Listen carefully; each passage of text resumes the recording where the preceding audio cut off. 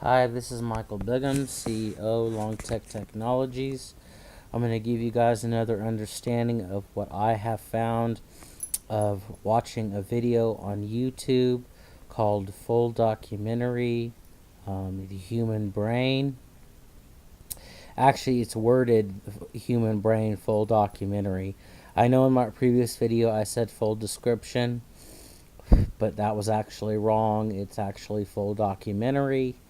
I need to have you guys understand something that is very true, and it's another reason why I know that if you give medications like propananol that block the fear ability within the human being, you also block the thought process of being able to make rational and open-minded decisions in life. You also block the ability to be able to rationalize and make good and rational decisions. So here is my writings. This is very true. You guys need to hear this. And here we go. Your memory is so important to making good or bad decisions. If you give medications like propanol, then you shut off that ability to reason with the memories you have of what you did before. Your fears of the consequences are not there, so you end up repeating the same old behaviors. The reason why we have memory is to make better decisions the next time around. But if you shut that off with neomycin and shut off that fear capability, you shut off the thoughts of fear's ability to control your decision making. And therefore, the individual will repeat their crimes. They will not have empathy or acknowledge the consequences of their actions. So, when they have that thought again to act in such a way, they will not think twice. They just react. The medications give you low impulse control, meaning that you repeat and don't think of the consequences beforehand. So, people, think about this. If you give these medications to people, they're not any more better at making rational decisions than if they weren't on these medications. Matter of fact, their brains naturally have the ability to have empathy. It's the fact that when you give these medications, it shuts off the fear. Fear is so important to being able to make good and rational decisions. Fear is not a negative emotion. Mental health seems to think, well, you know what, these people are fearing, they're paranoid, these things aren't actually happening, they're not in touch with reality. When in actuality, all their life they've been taught to fear. I mean, think about it. I mean, growing up, you've been beaten, you've been hurt in your childhood, you've been provoked, you've been agitated by other people, you've developed a sense of negative emotion, but that's not a bad thing. You just have to know how to train your brain to use that to your best advantage, not to push those fears away, but to use those fears, for good, to use those fears to make proper and wise decisions, and to motivate yourself to be a better person. You can use those fears in a positive way. And mental health seems to think, well, those fears are causing your behavior to be overwhelmingly distressing, and causing you to be depressed, causing you to lose focus. It's on reality. But the real problem is that you just don't know how to use those fears in a positive way. You don't know how to use those fears to motivate you. And it's all about your belief system. if you believe, like I said in a previous video, if you believe that those fears are negative, and you believe that those fears you don't want in your life, if you believe those fears are causing you troubles, if you believe those fears are a negative thing to have and that you want to push them away, go ahead and take those medications. But I'm telling you right now that those fears are positive things. They're God giving you instincts to let you know, hey, look, you know what? There's things in your life that you need to realize are happening. How do I go about this situation? How do I come up with a solution to the problem? Your fears tell you, step back, realize what's going on.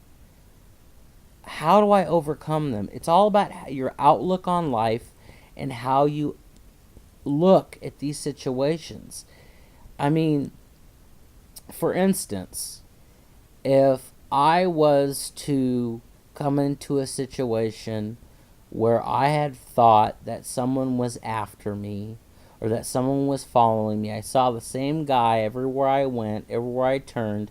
Obviously, this guy is after somebody, or he's looking for somebody. Now, it could be me, it could be somebody else. It could be that the guy is just per se looking for a certain business.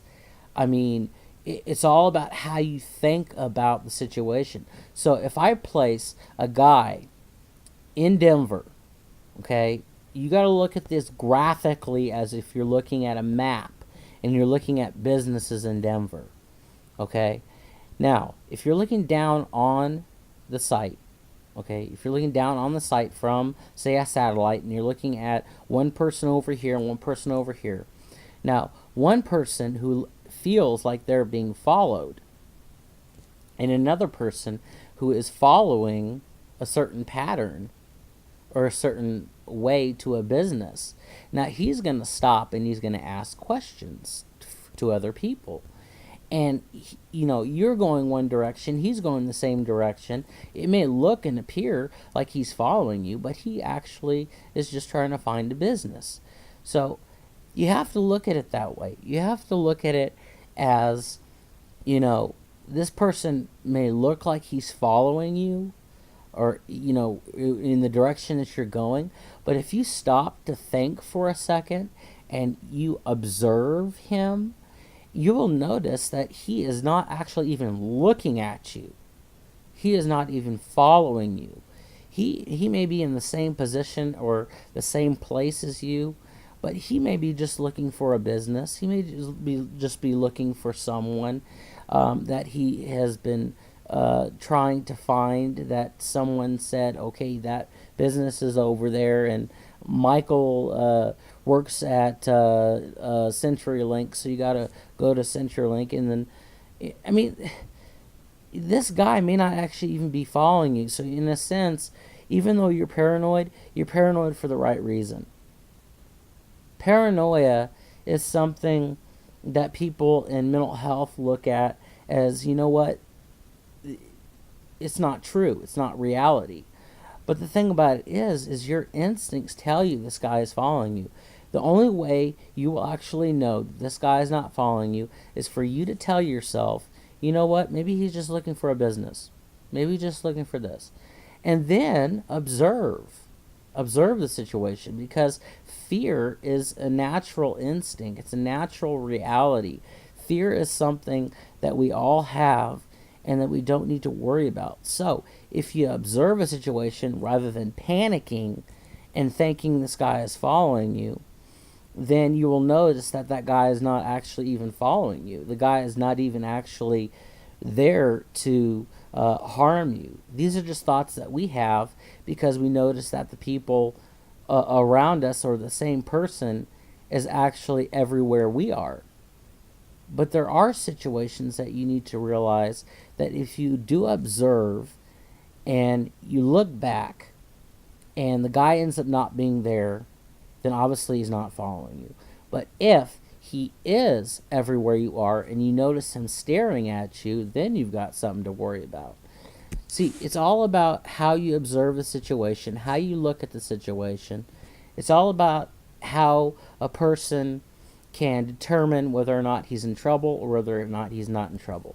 So fear actually tells you what to do in every situation. If you give propananol to these people, if you give that, then they have no ability to be able to protect themselves when times do come up that they are in a dangerous situation and they can't defend themselves. Propananol also shuts off the ability to be able to make a good thought process, to be able to defend yourself verbally, because you stutter, you can't, you have a train of thought and then you end up losing that train of thought. So if you shut off the amygdala, which you will do when you get these propananol medications, you shut off the ability to have a good and decent thought process. You shut off the ability to be able to use that sense of fear to be able to make good and rational decisions. So this is Michael James Bigham, CEO, Longtech Technologies. I hope you guys understand this video. I hope you guys see that I'm telling the truth. And I hope you guys stop taking these propananol and bipolar medications. I have learned that propananol is not a bipolar medication. It is something to counteract the effects of the bipolar medication, but it actually does not work. It does not work. It actually only enhances the ability to lose a train of thought, to manipulate the brain not to be able to handle fear appropriately, and it ruins the lives of people. I just want to give you this brief understanding. I have read this letter to you, and I hope that you guys hear my video and determine in your own hearts that I am telling the truth. CEO Michael Bigham, Longtech Technologies, out.